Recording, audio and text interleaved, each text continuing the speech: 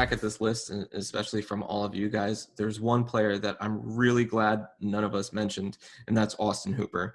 I think the Browns overpaid for him, and he's going to an offense where there's another great tight end there in David Njoku. You also have Odell Beckham Jr. You have Jarvis Landry. Okay. You have Nick Chubb, Kareem Hunt.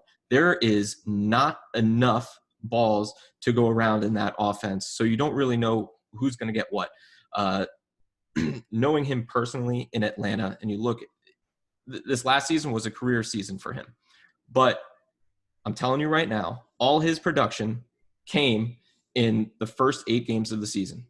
The Falcons were 1-7 during that span, and we were losing a lot of games. The percentage of his targets came in the second half on 3rd and longs, where they're playing soft coverage anyway, and he's just sitting underneath in the soft zone. So that's where you see a lot of his production. I don't think he's really that great of a tight end, although he put up good numbers last year. He is definitely not going to be a top 20 tight end this year. I can guarantee that. Yeah, no, Mike, I think you hit the nail on the head.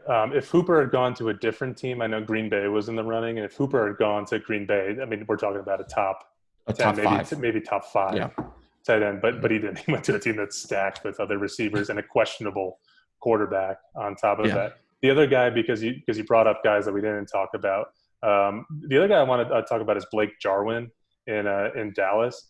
And the only reason I bring that up is because people are really hyping on him, and they have him, and they have him in their top 10, but he hasn't done shit. Nothing. His numbers are terrible. They were so bad that Jason Witten left, and his numbers were down. They were so bad that they brought back Jason Witten at 36, 37, and both their numbers were down.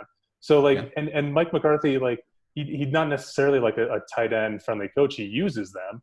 But not to an exponential degree where you would feel comfortable with it.